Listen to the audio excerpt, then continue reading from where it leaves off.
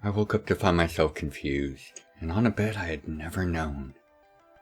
I looked around the room, trying to get my bearings and clear the fog that was heavy in my mind. It felt like I'd been run over by stampeding cattle, my body and mind sore in a way I've never felt before in my life. Taking in the room I was in as I got out of bed, it was a simple affair. Spacious, mostly empty, just containing the bed I awoke on and a wardrobe, along with a full-size mirror next to it. The wardrobe had a folded piece of paper resting on the small knobs that served as handles, upon which my name was emblazoned. Looking at myself in the mirror, I could see I was wearing some sort of bed clothing, a loose shirt with long sleeves and matching pants, which were of a plain white material I was unfamiliar with, but it was smooth and comfortable. I walked over and took the paper, opening it and reading the message within. Howdy, stranger. Of all the places for us to again cross paths, the death of the Dragwa Undercity was admittedly not one I had ever considered. And finding you naked and unconscious in such a state was certainly an unexpected event. Fear not, you are safe, and you are currently the guest of a kind and proper host, and I'd ask that you keep that in mind, for my sake. Please find within this wardrobe that gear and equipment of yours that I could locate and gather. Once you have gotten your things and are ready to, please introduce yourself to your host. He will be able to arrange for your exit from this place. May our crafts cross again in better days. The Merchant.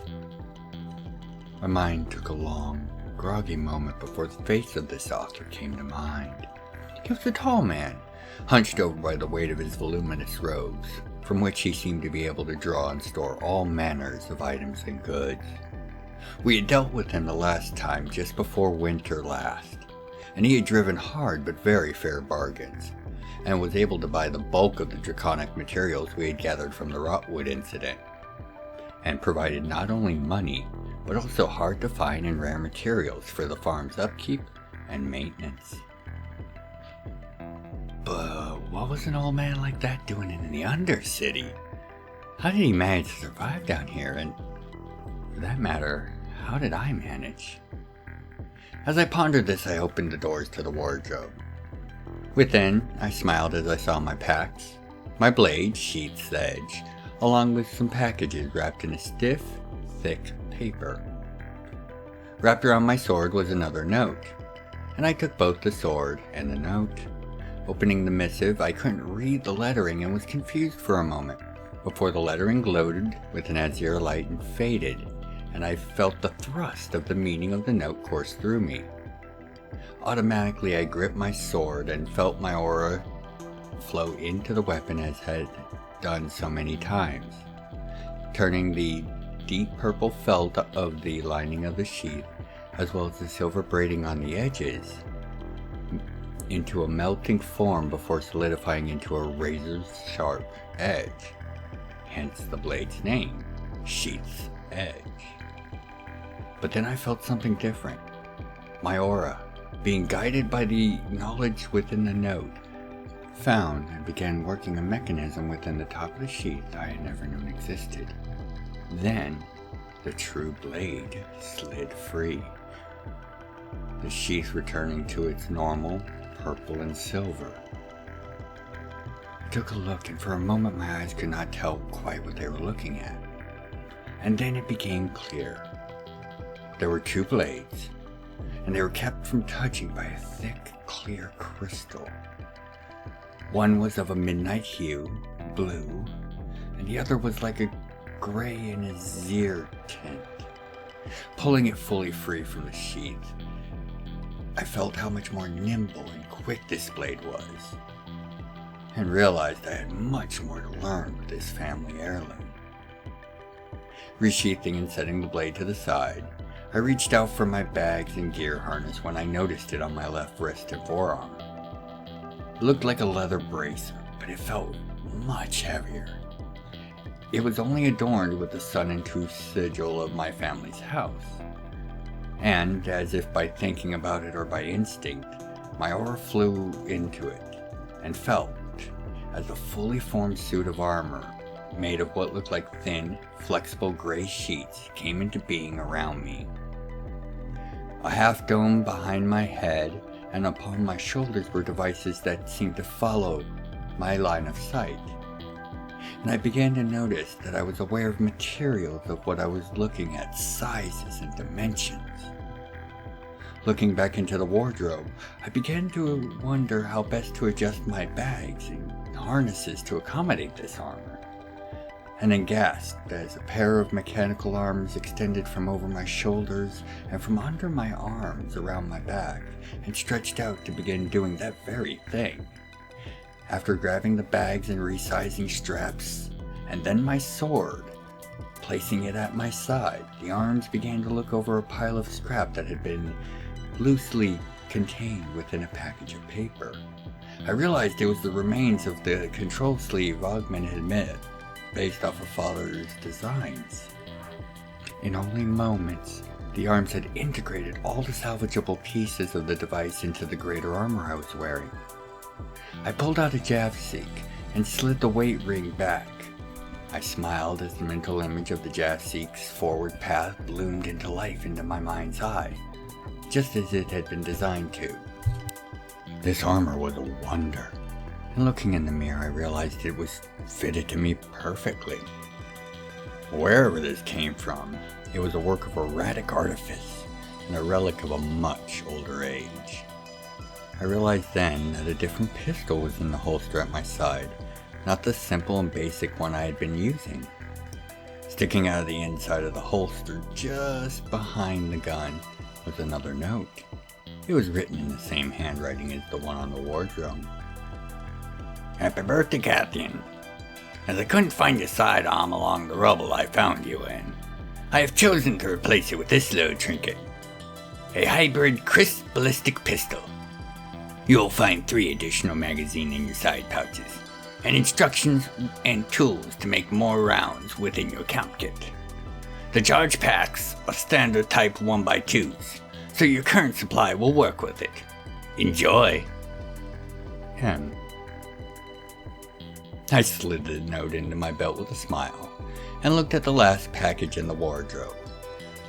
I lifted it and just slid its heavy mass into my bag, smiling. I did not know what it was exactly, but I did know what it would gain me. That was, if I could manage to make it back out of the Undercity. My thoughts were snapped back to the current scenario as I felt my gut resound with a loud chorus of rumbles, and it expressed its displeasure at my not eating. I was famished, and I looked to the door of the room, and I made my way to go out and meet my host. I heard a soft pop as the now empty wardrobe just fell away from reality like a shadow before a candle. As I slid the door open and I stepped out into the hallway, I could hear a voice from down the hall, and while I could not make out the words, the tone was most definitely clear. Exasperation. I chose to walk a bit more noisily than I would have normally. Best to allow my host to know of my advent, and be able to set aside anything he wouldn't want a guest asking impertinent questions about. As I exited the hall and entered a vast space, I saw the speaker, still exasperated, but I now saw the other end of the conversation, and I couldn't quite keep a smile off of my face. The man, if you would call him that, was wearing robes that hid the bulk of his form, except for his hands and above his neck. I say man, for his tone and style of dress was masculine, but, being fleshless and not but bones, I really couldn't be sure. He was fiddling with some device that had sparks and acrid smoke trailing out from some malfunction or another. Even lacking the flesh of a face, between the pale flicker of his yellow eyes and the set of his jaw, his annoyance at the misbehaving device in front of him was as clear as a dragon's breath in the night sky. He looked up and set those flaming eyes upon me, and I felt a warmth flow across me. He smiled and greeted me, clearing the table with a wide sweep of his arm. each item sliding to the edge of the table in an orderly and organized manner. Good, good. You're finally awake. You've been out for 2 days solid. He pointed to a table beside me with a dome-covered tray. There's some breakfast for you. Please, bring it over here and enjoy as you explain to me how you came to be found naked and alone so deep into the Undercity. I did as he instructed and sat across from him. My name is Jackson, and I am a lich, by the way, if you're trying to figure that part out. His face was warm and welcoming, for being fleshless, and I began my tale as I dug into the savory meal I found under the dome. By the 9 and 4, welcome once again to the library, where we are looking at the capital of the Dragwa nation, known simply as the Home City. As always, my prospective patrons, this will be just a brief overview of this ancient and poorly understood location. Found in the very center of the Isle of Mists, the Home City is roughly 10 miles in diameter, with a set of walls at each mile from the center. From the air, the city's center mile is that of a circular castle resting on a very mountainous ring, and a further wall, as stated, each mile beyond that ring. 9 massive chains can be seen with numerous wires woven between the links, the size of a man, that can be seen connecting and holding the castle in place above the rocks. Now, each layer of the Home City is raised in elevation compared to the ring outside of it, with the base of the castle resting just a mere few feet below the top of what would be the outer wall. The architecture of the city is very practical, with many sky bridges and other covered and closed passages between buildings. Wide roads and tall buildings evenly placed throughout the city allow visitors and residents to easily move wherever they need to get to. The ring of rocks mentioned earlier that the castle rests upon are the tops of a series of cave-like structures that line the inside of the volcanic magma and steam chamber. These caves are where the Dragwa Order of Life Tenders reside, and this is where they conduct their vigil and duty. This being the only place known in the realms that Dragwa eggs can be brought to hatch. A measure put into place by their creators, the Analar, to restrict the rate of their spread, as they can store and hatch eggs in vast numbers as required.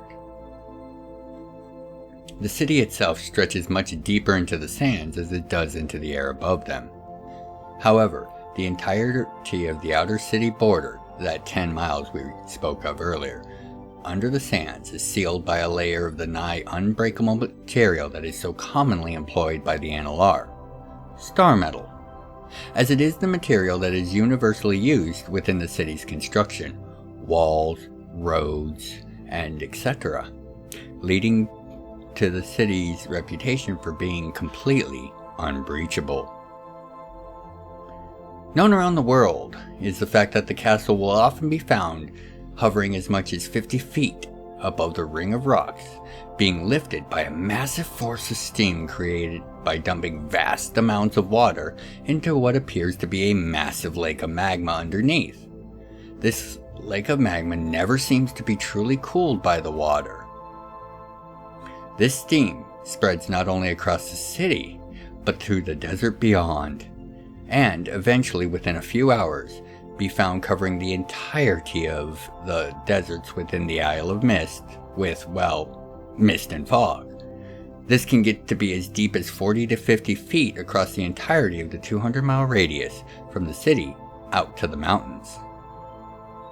With the Dragwa residents' preternatural senses unaffected by the fog, this only increases the effectiveness of their defense, while providing necessary infusions of moisture and thus life into the vast sands and into the few but extant pockets of life and oases that exist out in that vast desert. Returning to the city, we find that while there are below-ground facilities and constructions, ones that find constant in normal use, there is only one place that is called the Undercity. This is the 15 sub-levels of the castle at the center of the city itself, and this location holds a massive place within Dragwa culture and history. There's not a whole lot known for sure about the Undercity. Beyond the general acceptance, it is the one place that the original builders of the city, the Analar, did not want to be bothered in or picked through after their departure, and is warded and defended by protections both clever, vile, as they are powerful and effective. But before we go deeper into the Undercity, pun fully intended, let's take a moment to look at the history of this place, of the city, and why the Undercity is what it is to the Dragwa. The city, as the island it is found on, was crafted by the mighty powers of the Analar, sometime during the early years of the First War of Feather and Scale. At first intended as a strong point for planning and preparations for that conflict, it quickly became a place of research and experimentation. Its great minds were looking to bring the war to a victorious end for the Analar. Many items that are near ubiquitous status across the realms can find their genesis here. The variants of chain blades, quite a few Christech conveniences, as well as both the Dragwa themselves, as well as the Crystons too, find their origin in this city deep in the sands of mist and mystery of magic. However, as noted in a previous entry, the 36 seconds of judgment came. The Analar were gone, and what Crystons were there seemed to have fled, either for freedom or to escape the struggles, short-lived as they were, for the new order as the Dragwa established themselves within the city. The majority of the city proved to be no issue for this. However, the area that became known as the Undercity, that area beneath the castle, was an exception. Through methods that are still not fully understood, those 15 levels are to this day a place of great danger. Several security and protective works still operate, altering the very layout of the floors and conjuring monsters and traps to repel intruders. Of course, like all good members of Jamamar, the Dragwa simply saw this and put it to use, forming their rights of adulthood around it. Never let a challenge or dangerous situation go to waste.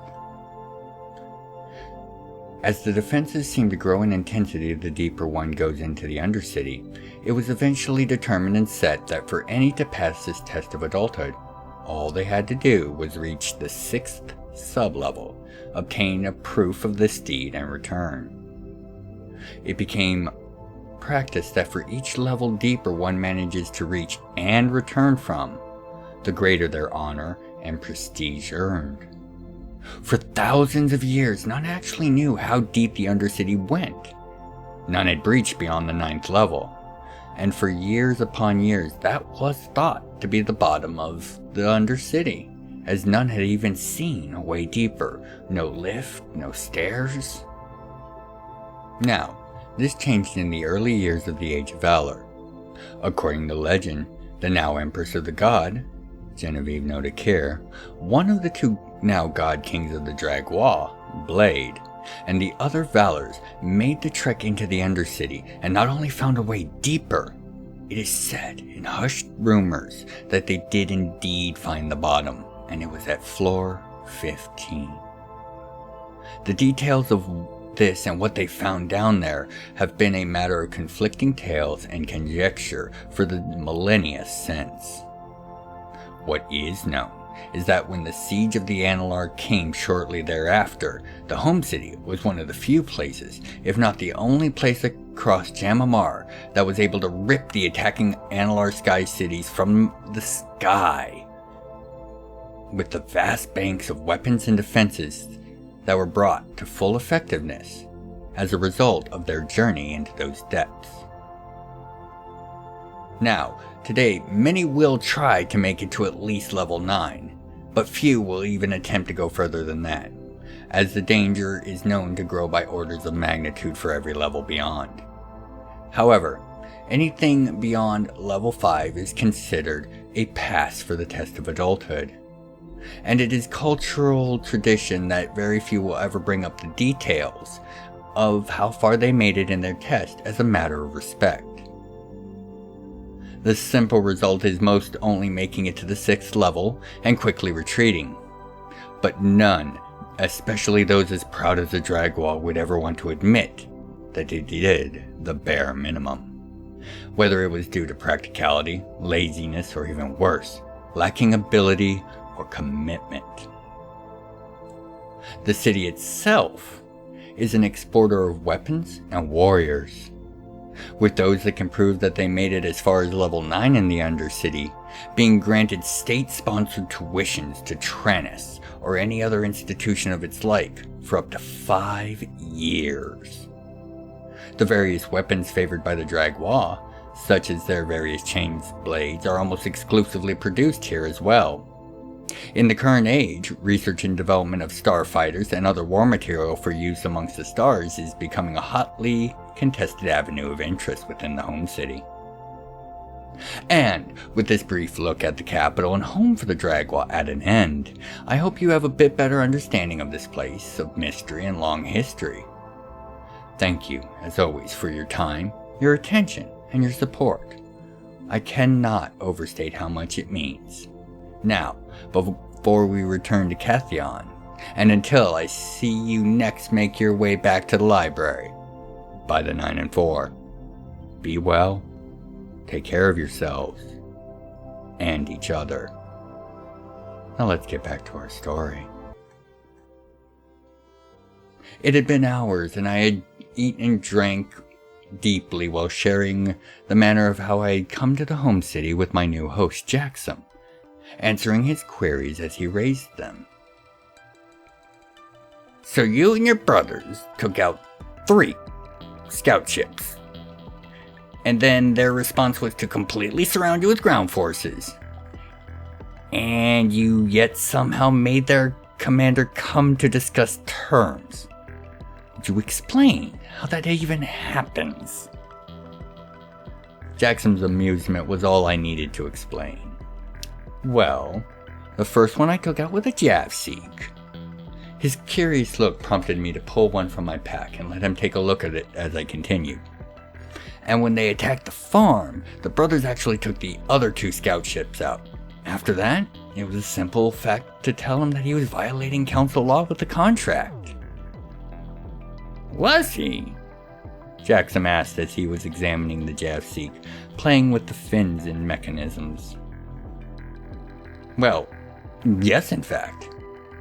Their contractor was a dragon knight of a dragon that had been declared threat and antagonist to the civilized people.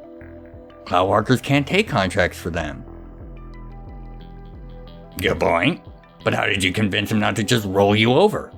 He was already there, had the forces, and if the contracts managed to be signed, despite the protections in place to prevent such things, he could claim plausible deniability. Remember how I said it took us almost a week to gather all the spoils from taking out that dragon rotwood? Even with the help of a Celestian node? Yeah. You said there had been vast stocks of various weapons, simple Christ rifles, a raiding force for Domnitra. A full attack? Thousands of them. Tens of thousands, actually. Recall how I said they all went to good use? Yeah. Wait, those windmills! This Jackson was a quick one. Yep. We built multiple turrets into each. The original idea was to have ready pest control, with point defense being a secondary concern. But with an armament force like that, I just pointed out to their commander that they might be low damage, but shot 10,000 bee stings will still kill you. And I'd make sure none of them made it out. That did speed along our discussions. So where was your lie? Excuse me? Where was your lie? Or the bluff, if you would prefer. You would have not gone to discussing terms after downing 3 of their craft, if you could have ended the attack with the flip of a switch. So, where was the lie? Well, all the guns were powered and installed. We just hadn't been able to finish out all the work to make it able to control and aim them. I smiled widely. Besides, our terms were simple. We asked for their withdrawal, a skyship transport, and a guarantee that we would never have this happen again. His chuckle was a thing of merriment and joy. Oh, and I assume you had to come to the Isle to get the skyship fresh off the building line. Yes. And while we were so close to the home city, the brothers wanted to take me to go down to the home city itself, as they had just grown old enough to make the journey to the Undercity for their trial. And you chose to join them? Aren't you a bit young for that? My apologies, young man. I turned 13 in... I looked over at a clock and calendar on the wall behind him. Today, in fact. Besides, by oath and honor, we were allowed to make the trip together. We are brothers. That brought a wry smile across his face. So, how deep did you guys get before things went wrong? He handed back to Jeff, so he can then focused his full attention upon me. His hands, however, were moving and working on something as we spoke, with bits and parts floating from various boxes and shelves around us in this grand workshop. Level 9 is where we got separated. It had taken us 3 days to get down that far. We made it to level 6 and decided to make the choice to go as far as we could. But we also made the decision that if we got separated, we were to make for the surface and wait for each other. Good plan. So what happened? I went over it in my mind before answering. I'm not entirely sure. The brothers were checking out a room to camp in on level 9. I was guarding the door in the hallway. We had had a close call, or 4 or 5, with various beasts coming in from the halls, so we had started leaving one of us at the door at all times.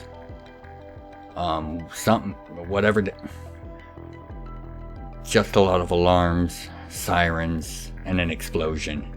The brothers came out before the explosion with it hot on their heels. They were firing at something.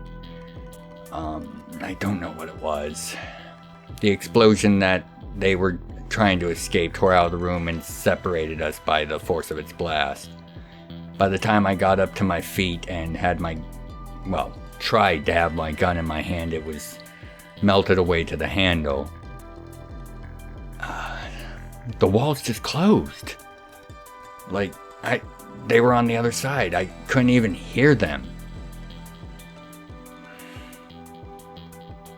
I tried to find the way up. I tried to backtrack. But there were more explosions, and I kept having to duck into various rooms to avoid a confrontation that I probably couldn't take.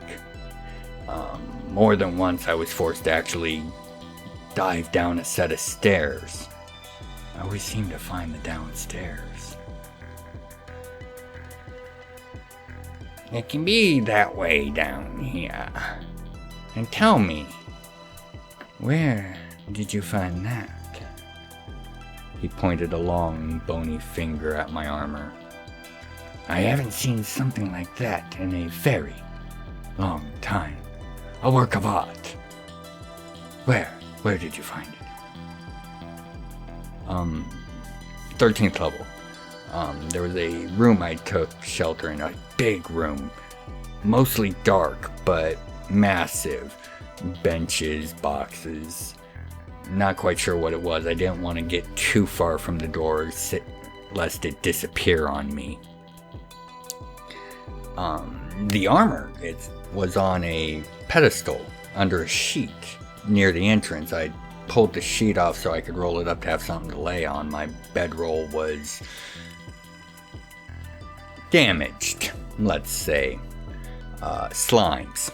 Why are there slimes in the Undercity? But I digress. I had taken the sheet off to throw on the ground, and I saw the armor, and I didn't even really think about it. I reached out and touched it and then I gestured to the symbol on the shoulder. This is my family's sigil. And, well, the second I made contact, it attached itself to me, I guess? I was still in awe of it, and despite my worry, it felt right, as I wore it. It was a part of my body I had forgotten to exist. I continued. I haven't a clue on how something with my family seal found its way down here. Interesting. Well, cherish it, my good man. It is a beautiful work of art. So, what happened that you didn't make good on your escape? The 13th floor is a very dangerous place. Well, something began to chase me. I tried 3 or 4 times to leave that room, and every time I found someone or something was trying to chase me and trap me. I could never lay my eyes on them, but the signs and evidence were clear. That went on for a day or two. It's kind of hard to tell down here. Then, I guess he figured out where I was hauled up in, or whatever it was, because the door of the room I was in was being attacked. I got woke up to it. I went to escape out of a side room door. Like I said, I had lost my pistol in the explosion, and as I made to escape out, I saw the handle of a gun sticking out of a box on the way out, so I grabbed it. From that point, it's kind of a blur of me being chased by shadows and explosions and moving walls, and knowing if I got caught, that was it. I've never been scared like that in my life. Even seeing rot wood face me down I've never felt that. I don't know how I made it down the next 2 floors, but I do remember going down and at the bottom of the stairs seeing a sign with the markings 15. And I remembered that I had nowhere else to run. There's nowhere else past 15. And that is when you finally decided to fight back. If you'll call it that, yeah. I didn't even get my first shot off. I turned around and looked like a backhand from some shadowy mass. I barely caught the blow with the gun's heavy barrel. Saved my life, but I went flying. I again tried to take a shot at him, and, well, that amongst... Oh, it was so loud and bright. I can't really remember much else beyond that. For his part, he seemed to take my story in stride. And, having survived, what do you intend to do now, young Cathian? Well, the note left for me said you could get me back to the surface. And I have my proof of making it down here, or, well, at least to level 13. I reached behind me and pulled out and unwrapped the gun. It was a big, heavy, and ugly thing. Jackson somehow sucked in what sounded like a vast amount of air as the room itself seemed to be in shock. That is what you intend to use as your proof? I nodded in response. I think I can do you one better, if you might consider a trade. Well, why? You see, Cathian, that weapon is from an age that should be forgotten, and it should be left in the past where it came from. It's a wonder you fired it and lived. That would explain why you've been out for days. It drained you and nearly killed you to power itself for that shot. You must be a mighty one indeed. I nearly dropped it at that statement, suddenly afraid that it would eat me alive.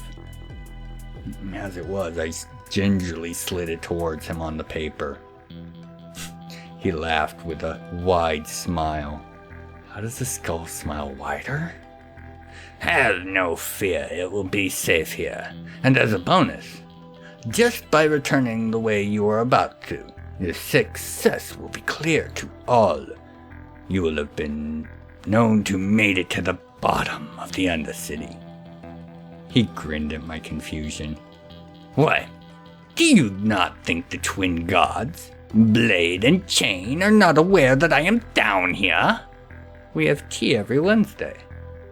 Anyways, I would give you this in exchange. A weapon for a weapon, and one I think you would find much more fitting for you. He then extended what appeared to be a short spear to me, having just finished making it. What was this lich? It had a 4-foot handle and a 2-foot blade that had 4 edges, but it looked like someone had taken the blade and twisted it, making it have the appearance of a drill.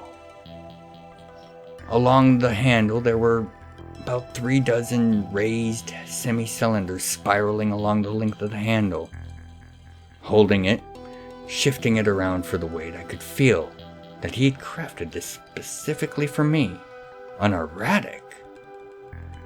And as I played with it a little bit and pushed my energy into it, that tipped drill-like blade began to spin, faster as I put more energy into it. Soon, crackling arcs of power sparked from it as it went, eventually forming into a nimbus of crackling energy as I swung it around. A few swings and moves followed, and then I set it back down beside me, pleased as the blade stopped spinning as soon as I had stopped feeding it power. Before letting it go and remembering the lesson I had just learned with my sword sheath's edge, I pushed and felt with my power, and found the spear had another trick. One that made me smile widely. A smile that was matched by my host. You are a very quick study. Now, you said your brothers would only wait a week or so, and that time must nearly be at an end. So, allow me to show you the lift, and you can just leave that there. He gestured to where I let the gun lay as I tried out the spear and my sword with concert with each other. I could tell I had at last found a set of weapons that called to me, and was already thinking of how to best train and master this new way of combat. The brothers were in for a surprise. So, Mr. Jackson, I assume I'm not supposed to tell anyone about you? What about my brothers? Again, you are quick. However, only those that have ever made it here and know what is here would even believe you. Your brothers will not, for every Dragwa is raised knowing there is naught but monsters and death here. Or undeath, as it may be. Then I shall keep it to myself. But I have to ask, why do you stay here? Are you cursed to stay here or something like that? The lights that were his eyes nearly blinked out at that. Cursed. It's not a bad way of putting it, but no. I stay because this is my home. He opened the door to the lift and gestured for me to enter. This will take you to the throne room. Hope you're ready to meet some gods. With a mischievous grin, he closed the door behind me and sent the lift up.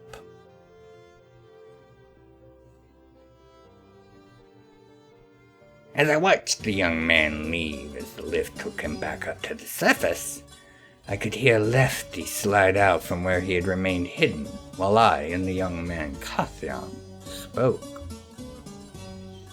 Well, would you look at that? He gestured to the gun sitting on the table. How many of those did you say were made? I did not want to respond, but he already knew the answer. 10. The original pair and the 4 sets of copies. And that is one of the originals. I know of 8 that are scattered amongst museums and private collections. None of them are anywhere near functional. And all the days for it to be found and brought to you, the day I come to seek one. There are forces at work, it would appear. Even you would need to agree to that. Lefty seemed displeased at this stroke of fortune, as was I. Yes, and I can only hope that child's part in this is over. For no one should have to be involved with such forces at such a young age. I remembered an elven child with the same look in his eyes, so many, many years ago. And what fate came to him? It's a wonder he isn't dead. I'd wager his path takes him far afield from this. He picked up the gun, tossing it in a bag in its place. There are the awnies we talked about last time. That should more than cover things. And who says I intend on letting that thing leave this place, Lefty? Just because you are in need of it? Yeah, that is exactly why. The grin on his face could not completely hide the seriousness that his eyes were holding. He might actually try to run with it if I made him. Oh, well then, I chuckled. The trade is fair, but do not come to me if that thing becomes an issue. I did not condone their replication in the first place. They were meant to be a unique pair. Don't worry. No one will know where I got it. Of that, you have my word. Hell, no one will know that I had a part in it if I do my job right. Lefty's word was worth more than the bag of honey Christie had tossed on the table, and I smiled and nodded as he made to leave. Lefty, be careful. Always, Jackson. Always.